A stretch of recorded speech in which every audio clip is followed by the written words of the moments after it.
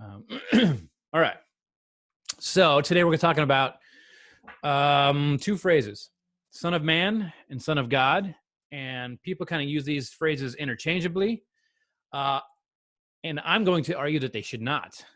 And I'm going to sort of lay out what these things are, because depending on which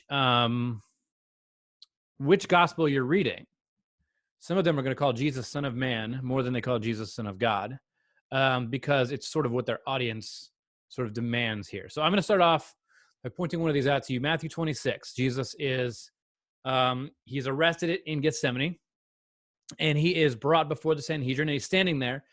And the high priest places Jesus under oath, and he demands to know if Jesus claims to be the Messiah.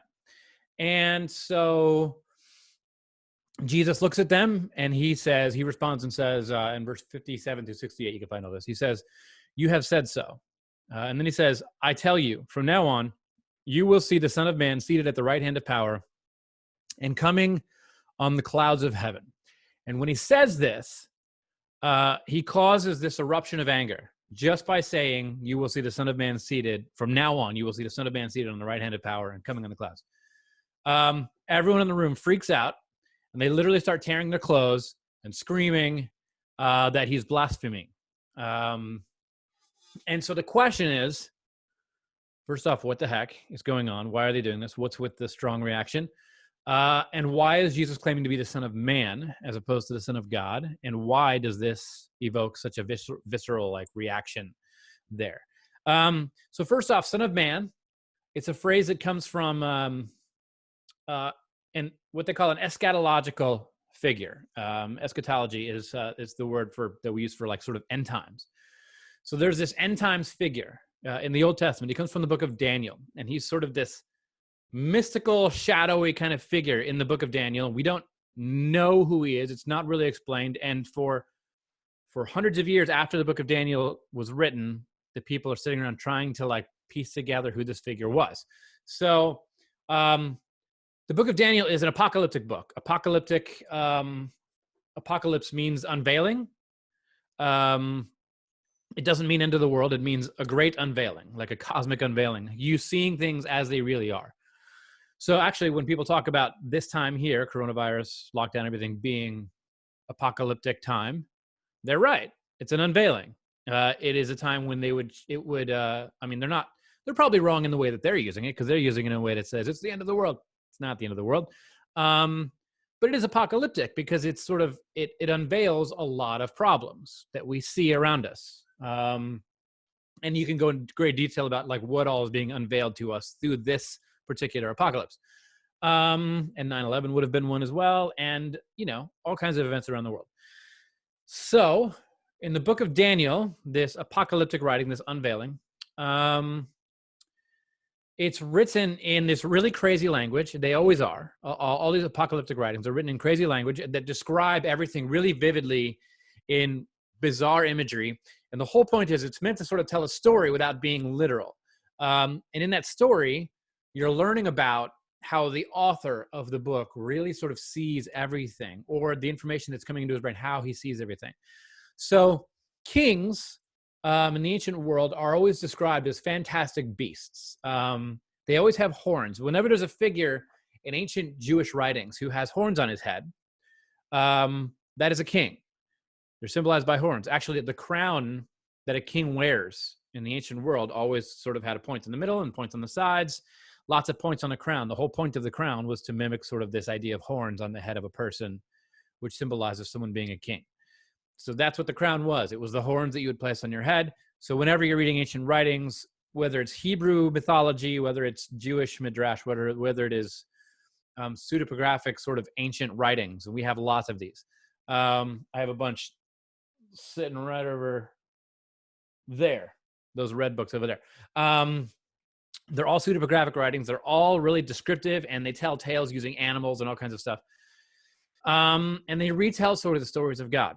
And they're meant to be fantastic stories that give you information about what they believe God is going to do and has done and is doing now. So basically, the way the book of Daniel's set up, it's split into sort of two groups of chapters, not including chapter 1. So there's chapter 1, which is like an introduction kind of thing, and then there's chapters 3 through 6, and then there's 7 through 12. And they're even written in different languages. The chapter 1 is written in Hebrew, chapter 3 through 6 is written in Aramaic, and then the last chapters, everything after 6 is written again in Hebrew. And you would set it up so that certain chapters all kind of link together. And it's meant to tell a story. And the reason he's writing these books is, so the book of Daniel, it's about what happens after the Babylonians first attack Jerusalem. So they attack Jerusalem and they take a certain percentage of the people prisoner, the first wave, they call it. And they take them into exile and bondage. So all these young Jewish men and boys taken into bondage.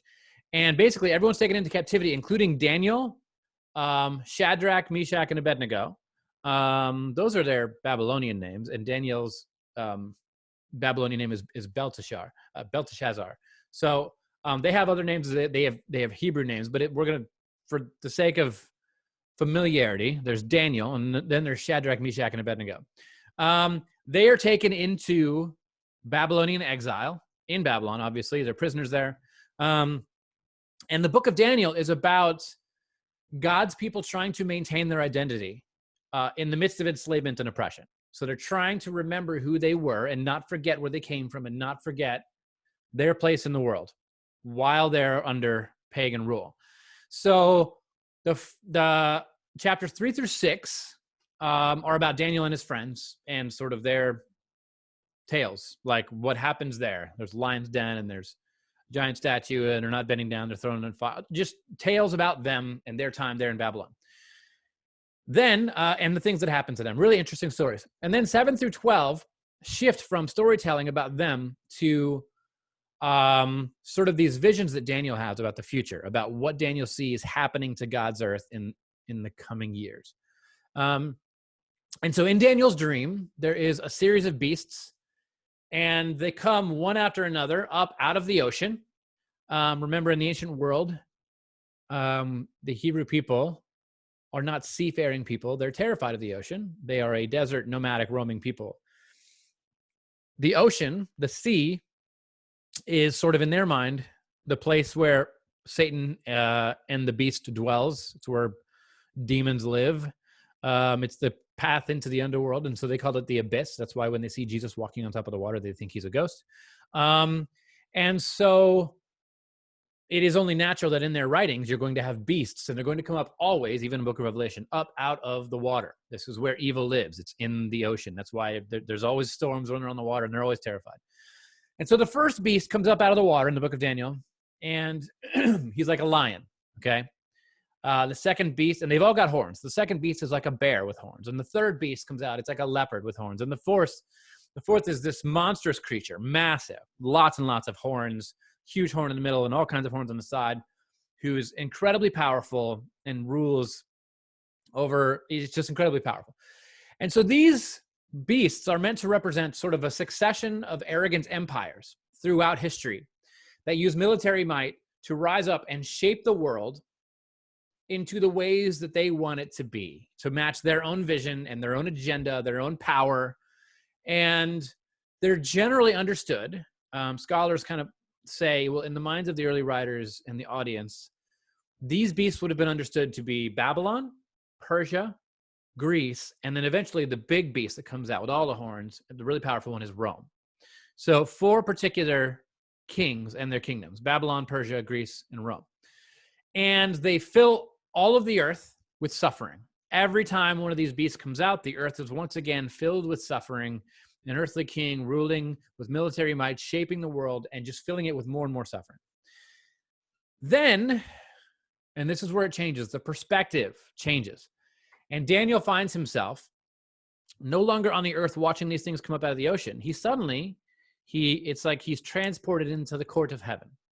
And he's standing there with what's called the person who's called the Ancient of Days. It's God. And the Ancient of Days, he's in the court of the Ancient of Days with all the creatures surrounding the throne and the angels. And he's watching all of this unfold now from the sky, from the dome on top in the sky. I think Truman Show. and he's looking down on the world. And God is there with him, and he's about to issue this judgment on behalf of all of the oppressed peoples in the world. He's going to rescue them, and he's going to banish all the powerful people. And so this starts in, I think it was chapter 6, honestly. I think it was chapter 6 and 7. And so this goes on for a while, and then there's one last figure. After he renders judgment on all these beasts, there's one last figure who appears. And it's not a beast, it's a human being. But he appears in the succession of the kings, and he's this human being. He's not a beast. He's called the Son of Man. And instead of coming up out of the ocean, and instead of coming down from the sky, he ascends, not descends, up to the throne of God, to the top of the dome where the king, where the Ancient of Days sits on his throne, from the earth into the clouds, and he stands before God. Okay, remember all the imagery. You have clouds, the Son of Man, and he's ascending. And he stands before the Ancient of Days, sitting on his throne. And the Ancient of Days looks at this figure, this sort of mysterious figure, this human being, and he gives this guy dominion over all the peoples and all the nations and all the languages. And so he gives him dominion over everything that the beasts were fighting over. And then the court announces that this kingdom of this Son of Man will last forever, and it will never end, and it will never be destroyed. So this Ancient of Days gives all the power that all the kingdoms are fighting over to the Son of Man, and the Son of Man rules forever, will always sit on the throne, and this power can never be taken away. This is really the hopeful vision that someday, of all of Israel, that someday a human being would ascend from the earth to heaven, be seated on the throne at the right hand of the Father, and will have dominion over the nations. Now, that's going to come up later again when we talk about the Son of God. So this, for the Israelites, was how all of humanity would be liberated from all of the endless parade of oppressive, beastly empires. That they would always arise up from the earth, and they would always oppress people.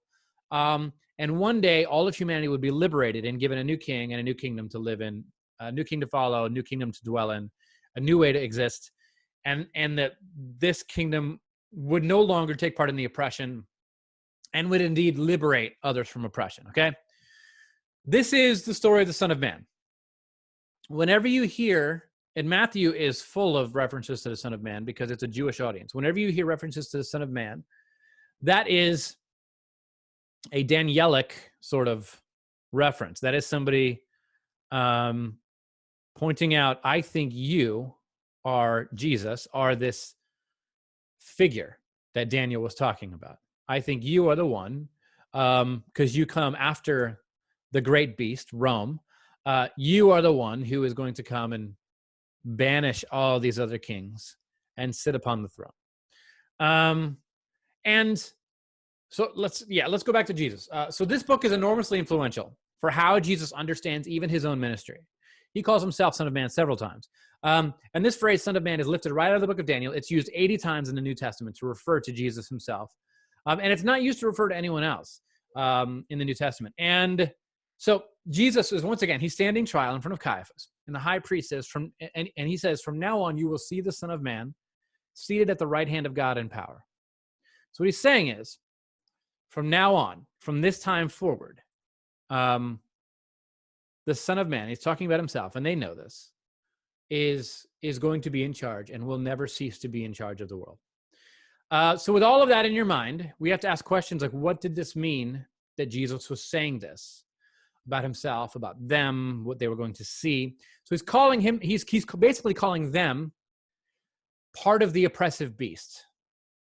This is one of the reasons they're so mad. So he looks at them and he says, you yourselves are partners sort of with, you're one of the horns on this oppressive beast. And you now, when you look up, you will see me ruling over you. And he's calling them the oppressive beast. He's saying that he was there to take that authority from them, not just them, but also from Rome itself and every other nation in the world. And he's saying that his endless reign is about to begin. So the Christians, every time they call him Son of Man, they're painting Jesus in direct opposition to the rulers of the world in the Jewish mind. They're telling all of their Jewish comrades that that Jesus is the one to stand against all these other rulers, that there is no one else to look for. To Rome, to the crown, the kings and rulers. And today, when we call Jesus Son of Man, the early Christians, and when we say this, the early Christians would hear us sort of, whoop, something's happening, would hear sort of this this rebellious tone against earthly powers. And they would hear that Jesus is above presidents, prime ministers. They would hear in our day that we are declaring that Jesus' authority is above every other authority, and that is the person that they follow. So that is what, when the New Testament calls him Son of Man, that's what they're basically saying. So that's Son of Man. This is Jewish King of everything. Now, we have this other phrase that we tend to use synonymously, and we swap back and forth. It's the Son of God. And if you ask a lot of American evangelicals, why is Jesus divine? They will say, because he's the Son of God. And we tend to link Jesus' divinity to the fact that he is the Son of God. And that's what makes him divine. That's a bit of a misinterpretation of the phrase. That is not what makes Jesus divine. We can talk about that, but that's not what that is. Son of God is not what gives Jesus divinity. So let's talk about Son of God. This one has a lot of context as well. So just like Son of Man has this entire Daniel context and how they understood it. When you use that phrase, you're thinking of all kinds of imagery from Daniel. For the Gentiles, the phrase Son of God also has a lot of its own context as well from their own storytellers, okay? So there's a whole other story to be told with the phrase of Son of God. So let me explain that one. In the year 44 BC, 41 years or so before, 46 years before Jesus is born or so, Julius Caesar dies. And when Julius Caesar dies, astronomy and astrology were massive back then, and there's all kinds of wise men and sages watching the skies. The Magi that appear in the book of Matthew are some of these people who are watching the skies. So there's all these people watching the skies, and then the day that Julius Caesar dies, there's a comet that appears in the sky, and it's huge and it's bright, and they see it and it stands out. They notice everything about the skies. Every movement has meaning to them because the stories of the gods are playing out above them at night. And so there's 12 prominent witnesses from the court of Julius Caesar who step up, and they step forward as witnesses to say that they also saw this comet on the night that Julius Caesar died. So Julius Caesar's son, his name is Augustus. He plays off of this because he's going to be king now. And so he steps up, and Julius Caesar's son, Caesar Augustus, looks up, and he's at all this crowd of people, and he says, well, of course you saw that comet. You know what that comet was? That comet was my father at his death, ascending to his rightful place among the gods in heaven, sitting on his rightful throne. And so Caesar Augustus, he popularized the phrase, this phrase that he had that would be printed everywhere and carved into everything. He said, I saw the Son of God ascend to the right hand of the Father. So he starts declaring himself now the Son of God because his Father has now become a God sitting next to the gods of the universe. So he declares himself now the Son of God. Because if Caesar is God, that makes Augustus the Son of God. And so Augustus begins this systematic campaign to show everyone that he is, in fact, the Son of God, God incarnate, God in the flesh, sent to earth to bring about this universal reign of peace and prosperity. Stop me if you've heard this before anywhere else. Like, this is how the Christians talk about Jesus, okay? And so he starts this campaign where he calls himself the Prince who can bring peace. He is the Son of God. He's God in the flesh incarnate, and he's here to bring about peace, prosperity, and joy to the world. And he sends out evangelists to proclaim the gospel of Caesar, about how he became king. That is what a gospel is, right? It's a proclamation of who is king, how they became king, and what it means for the world. So the gospel of Caesar is going out. So there's this classical Roman poet named Virgil. October 15th, we know the exact date, October 15th, 70 BCE, to September 21st, 19 BCE. He's this poet that's writing all these things. And he writes this, sorry, he writes this pagan prophecy. And this prophecy, he basically says that something huge is about to happen in the course of human history. Okay. And Virgil didn't know what it was or who it was. He just knew that something was coming, and he wrote about it in his writing called the Fourth Eclogue. And he says that somebody who was coming, who would mediate, as he says, mediate between God and the universe. Okay, now, where did he get these ideas? So this was not new. This was not even unique to Virgil, but Virgil was a very popular poet, making this idea, making it part of public conversation. This also goes back to the book of Daniel. There's this passage in the book of Daniel where it predicts sort of when this Son of Man is going to rise up. And Daniel thinks it's going to be 7 years. And he's mortified to find out that the people are still in Jerusalem are still not being obedient to God. And even the people in Babylon are still not trusting God. And so the time is going to be extended to 70 times 7 years. So we're looking at 490 years. So it's going to be not 7 years, but 490 years. So we're approaching 500 years.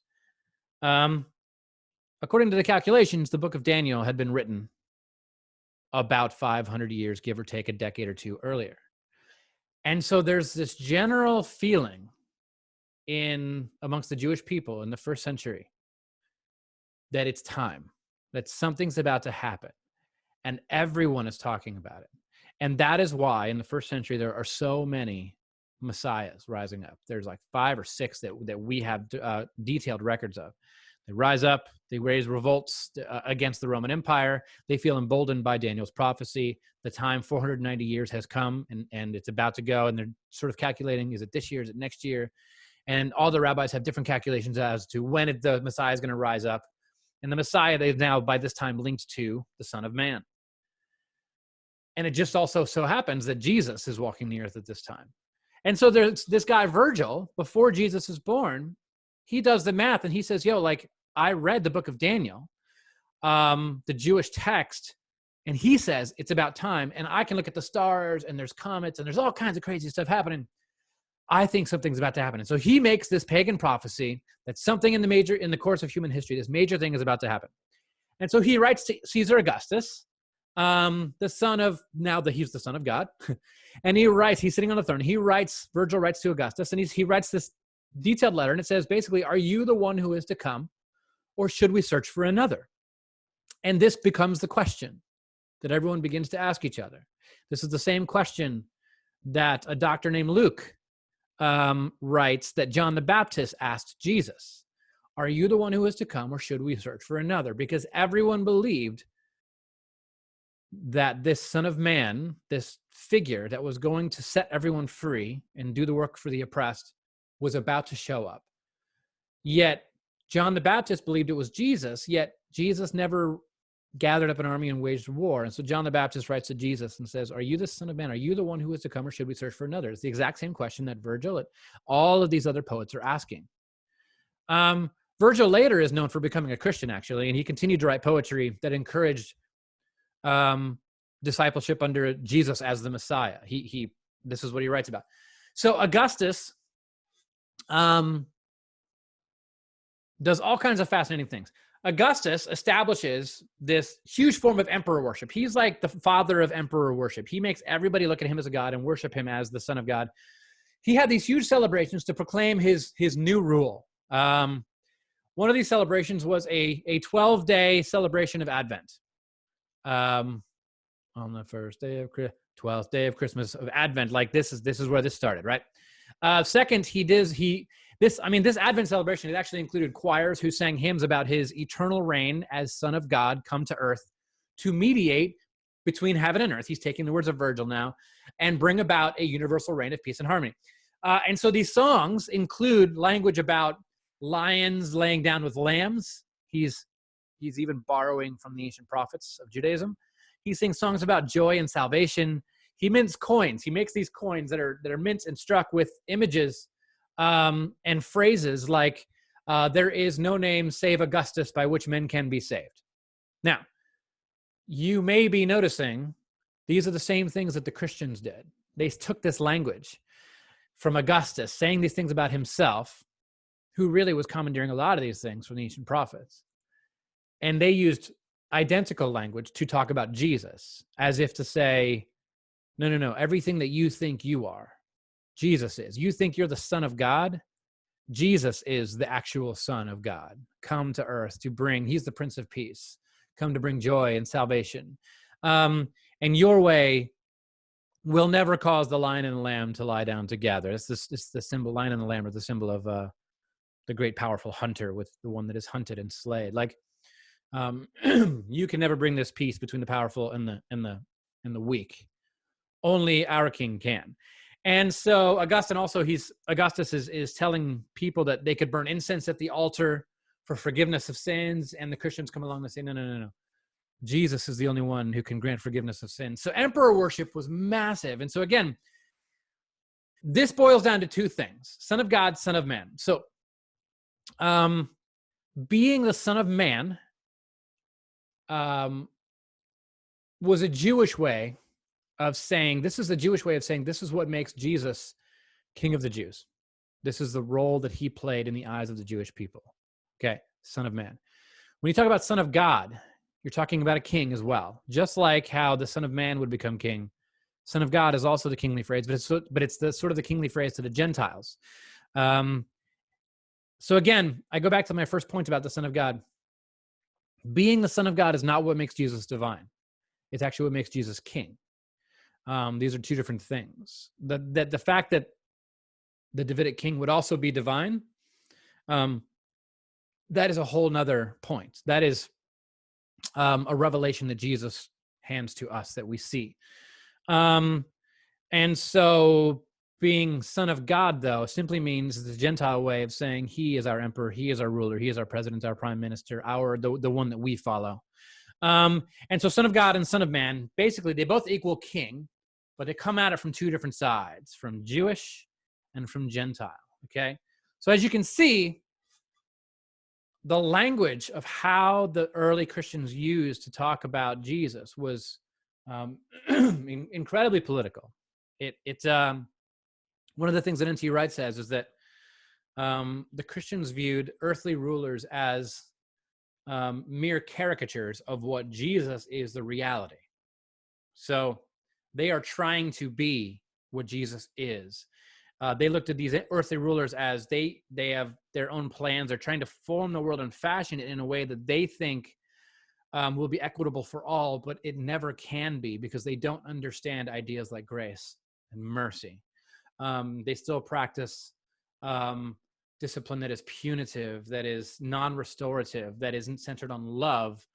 And then so they would paint Jesus up as this complete opposite extreme, this dichotomy that somehow this unorthodox way could bring about the will of God. And it doesn't make any sense. And that's why Paul writes in 1 Corinthians, he writes to the Corinthian church and he says, the message of the gospel is foolishness to everyone else who is perishing, which is basically everyone who's following the wrong kings. It's perishing, not because God is damning them to perish, but simply because they're following blind men who are leading them, and they are blind themselves, the blind leading the blind. And so the way that the early Christians are talking about this is very royal. And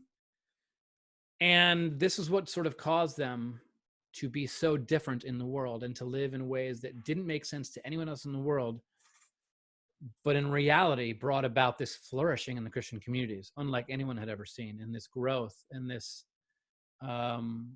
stability that no other king could grant.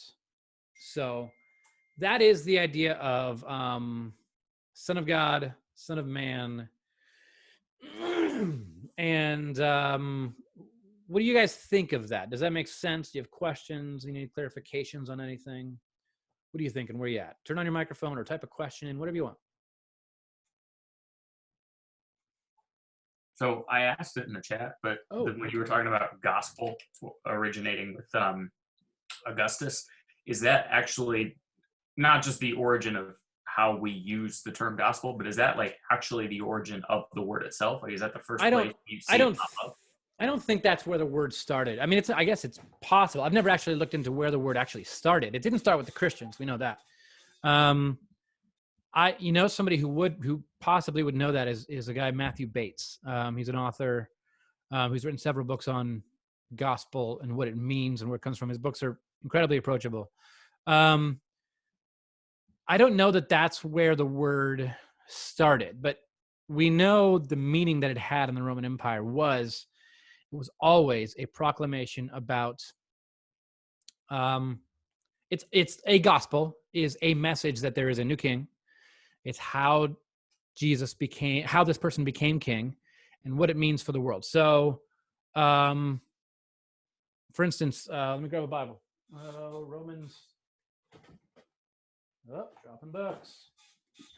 Romans chapter 1. It opens right up with a gospel.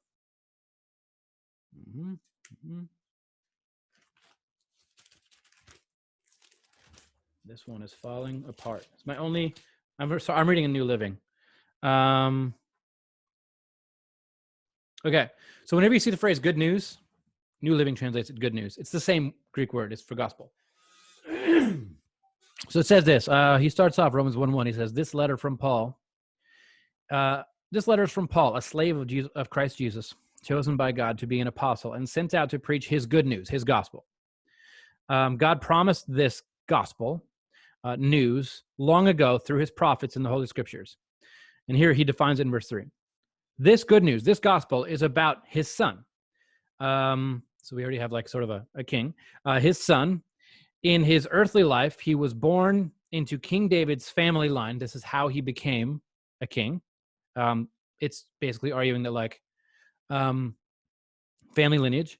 And it doesn't just end there. In his earthly life, he was born into King David's family line. And he was shown to be the Son of God when he was raised from the dead. So he actually became king. He was shown to be the king at his resurrection. So the early Christians didn't even consider Jesus king until the resurrection. Okay. When he was raised from the dead by the power of the Holy Spirit. So this is how he was raised. God, the Holy Spirit, raised him. And this would be the same. Sorry. This is a heavy theological argument right here, because when he points out the Spirit is raising Jesus from the dead, this is an argument from Genesis. In Genesis, you have the Spirit as the one who's actually hovering over the waters, creating life, right? By the power of the Holy Spirit. So he's even like the one who created everything also brought to life and to kingliness this Jesus. So it was authority. He is Jesus Christ, our Lord. And through Christ, God has given us the privilege and authority as apostles to tell the Gentiles everywhere what God has done for them so that they will believe and obey in Him, bringing glory to His name. So, and here's what this means. It expands. So it's not just like, here's how He became king. It's here's what this means for the world. He has expanded, in this particular text, the importance of the argument for the gospel is that He has expanded Israel to include everyone who is not a part of Israel, that they also can come under the realm and rule of this king. So that is the gospel. And there's a lot of people today who are big argument right now. I posted an article about it earlier this week on Facebook. The big argument is people are trying to define the gospel, and they're saying things like, well, the gospel on the conservative right side, you have people saying, well, the gospel is salvation by faith. The gospel is justification by faith. The gospel is, and they have like these particular ways of describing it. And on the other side, you have the gospel is liberation. The gospel is social justice. The gospel is the reconciliation of all things to God. Neither of those things are the gospel. These are repercussions of the gospel. The gospel itself is simply the proclamation of who is king and how they became king and what this means for the world. The fact that Jesus is king and this is the way He became king means that you are no longer that the Gentile can be justified by their faith. Their faith in the same way that the Jews were justified by their faith in the exact same king from the very beginning. That it's the same guy. So also racial reconciliation, social justice, all these things are a direct repercussion of the gospel. These are things that should happen. But we like to take the gospel and make it about our own particular projects, make it about us, our identities, our tribes, and our people. But it's not. It's much bigger than that. And there's lots of things under the branches of it. So yeah, there's that. Okay.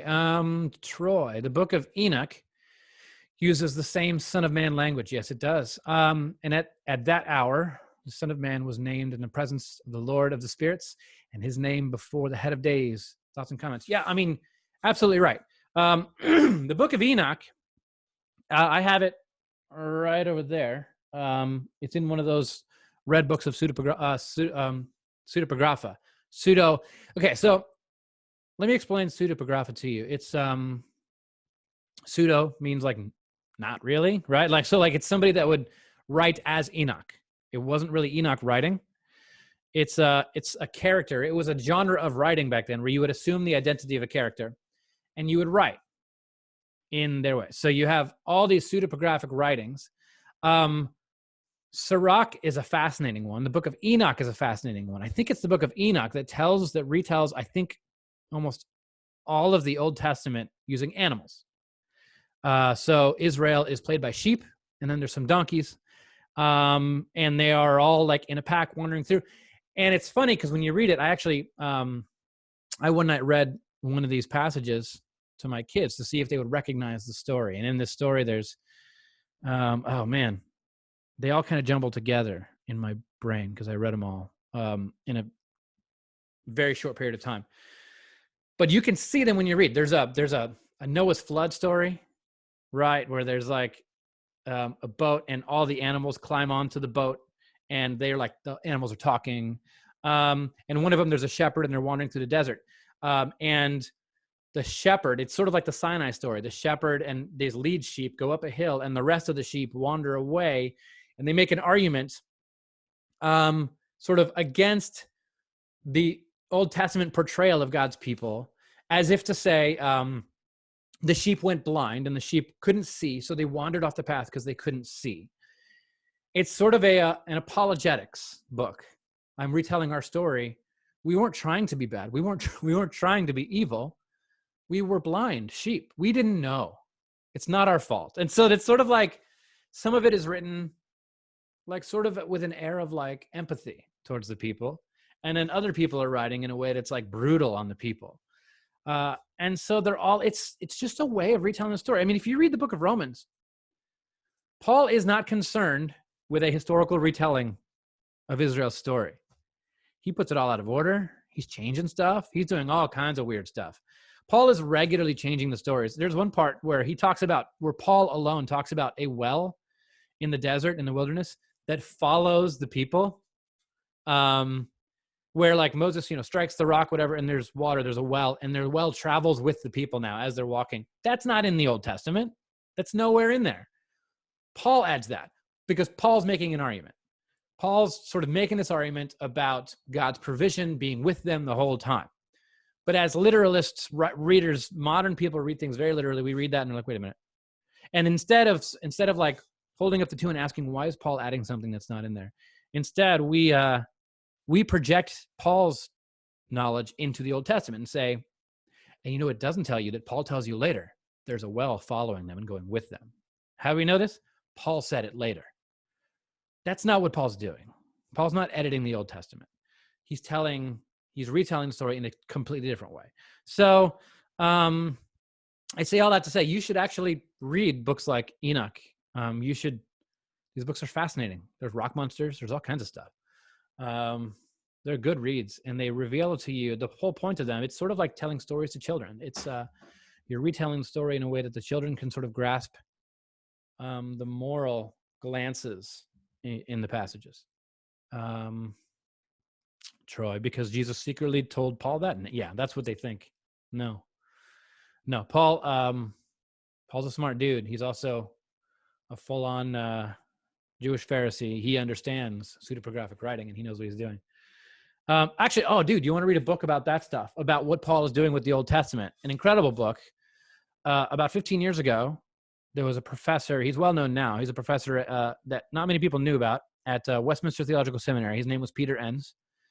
And Peter Enns wrote a book called Inspiration and Incarnation. me write the title in here, and you should read it. Inspiration and Incarnation. I wrote ands. Incarnation. And the subtitle of the book is like Evangelicals and the Problem of the Old Testament. That's the subtitle of the book. So right off the bat, you know he's up to something.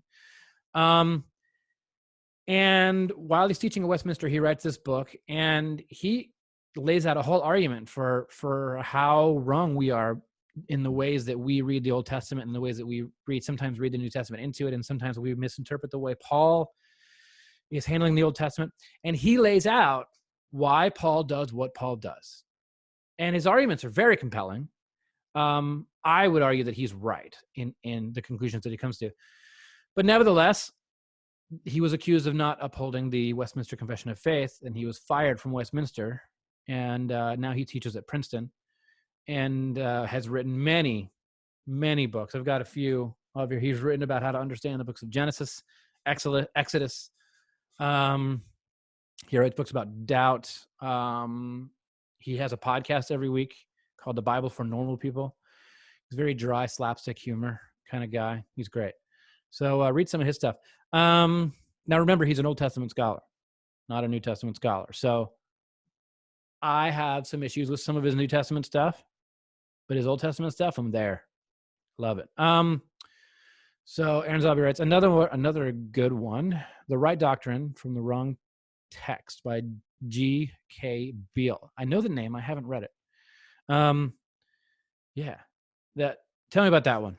It's essentially what you were just talking about. So the subtitle is Essays on the Use of the Old Testament in the New. So like when the New Testament writers are writing, often we see stuff like that. They get stuff out of order, or they insert new stuff, or they talk about somebody in ways like Melchizedek is a great example from Hebrews. Like there's only like 2 verses on Melchizedek in the Old Testament, but the writer of Hebrews writes like these 3 chapters on his background and where he came from, and we don't know, and uses it to make all theology. So these are just essays from, Beale was the editor, but they're all individual essays from all kinds of different writers. I like that. That Melchizedek figure is I love how he pops up and disappears. So he's this, in the middle, if you're not familiar with the story, Abraham walking through the desert, and it says this priest comes up to him and basically offers him communion, bread and wine.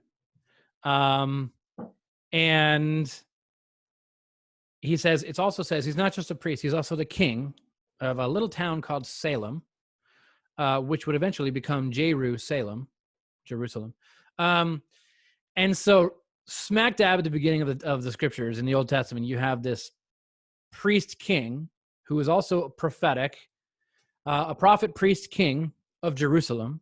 He's like this Christ figure who comes out of nowhere, just walks in, and then he offers communion.